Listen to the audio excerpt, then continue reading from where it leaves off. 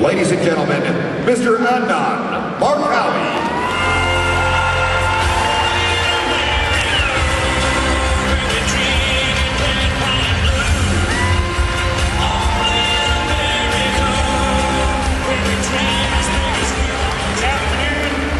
Mr. Donald Huffman, Congressman Eric Cantor, Governor George Allen, Governor Jim Gilmore, Lieutenant Governor Bill Bolling, future Governor Bob McDonnell, and fellow Republicans.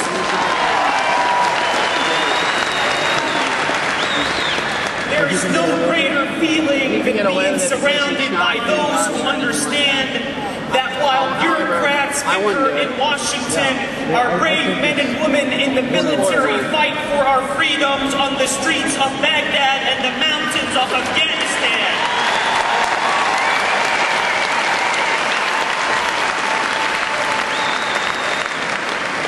While Americans back here at home reflect upon how inconvenient the war has become, our brave men and women fight for our freedom by taking the bullet. And while we think about what we will do this weekend, our brave men and women ensure that the rest of us can forgo worrying about such matters as death, destruction, and the loss of freedom.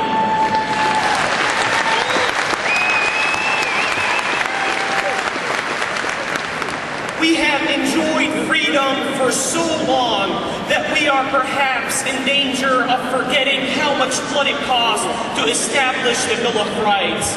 Dr. Judy Lynch, thank you for assisting me with the journey that brings me to this podium today. I am joined today by my dearest mother, Mona, who came all the way from Kuwait, along with Nabil, my 12-year-old brother,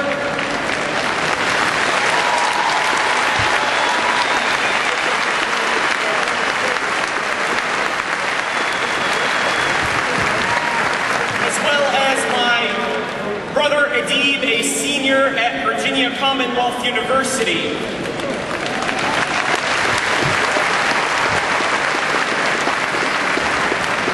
I also like to recognize Jay Williams and Carlin Crowder, my dearest friends and mentors who are present here today.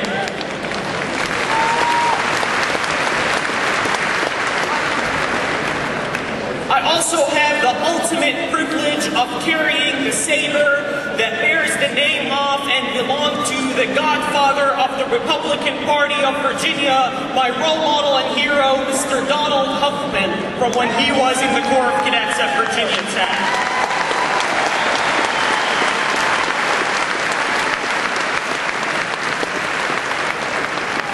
Republicans, let me share with you where I have sat before I share with you where I now stand.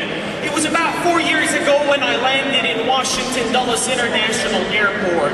I was born and raised in Kuwait for 17 years. However, in the Middle East, you are not a citizen of where you are born, but rather you are a citizen of where your ancestors are from. My grandfather was Palestinian, and since there is no Palestine, I considered myself to be a man without a country. As a foreigner in Kuwait, I was not eligible for public or higher education. My father instilled in me that if there is a will, there is always a way. And he gave me the greatest gift, a lifetime of savings to attain an education in the United States.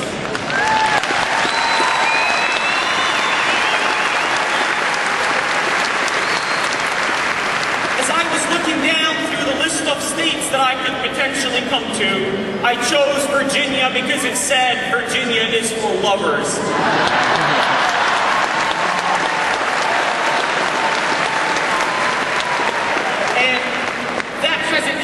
Quite yet.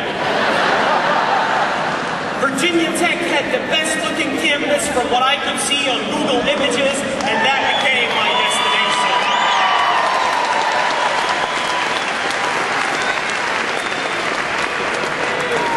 During orientation, I learned that Virginia Tech had 27,000 students.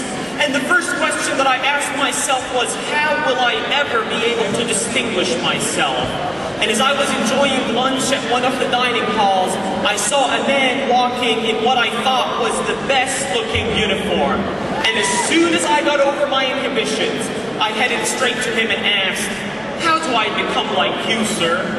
His sharp appearance and confident tone of voice said, "We are the Virginia Tech Corps of Cadets. We develop and graduate leaders of exemplary character who are imbued with the concept of selfless service and are prepared to serve the nation and the Commonwealth, whether in or out of uniform, for a lifetime."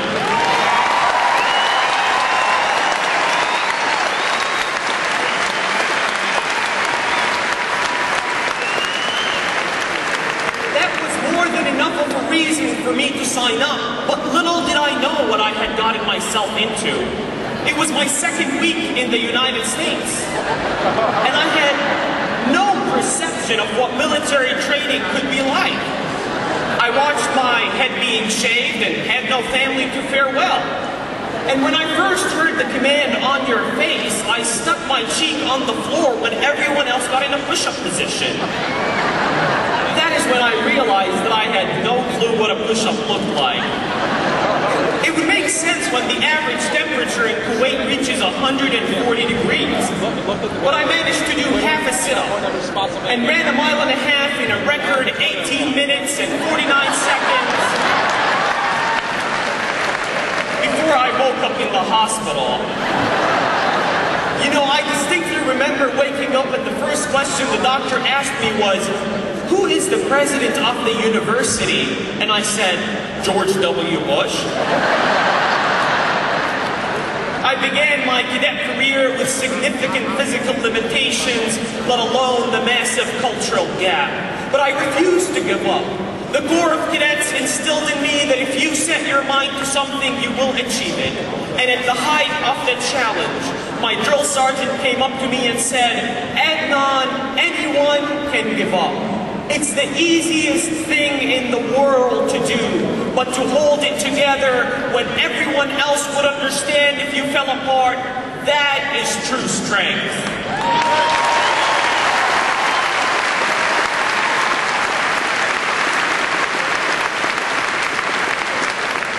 The Corps of Cadets continue to provide me with the tools and motivation to strive and work harder.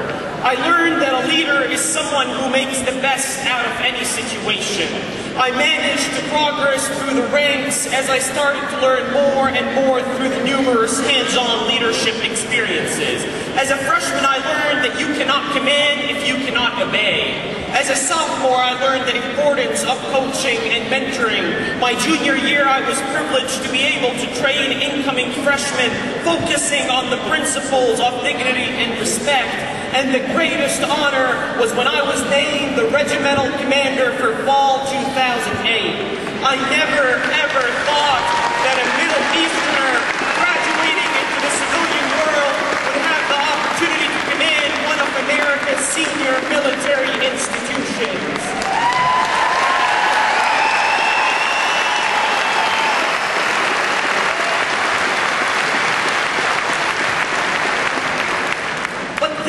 Reassured me that our backgrounds and circumstances may have influenced who we are, but on the soils of this great land, we are ultimately responsible for who we become.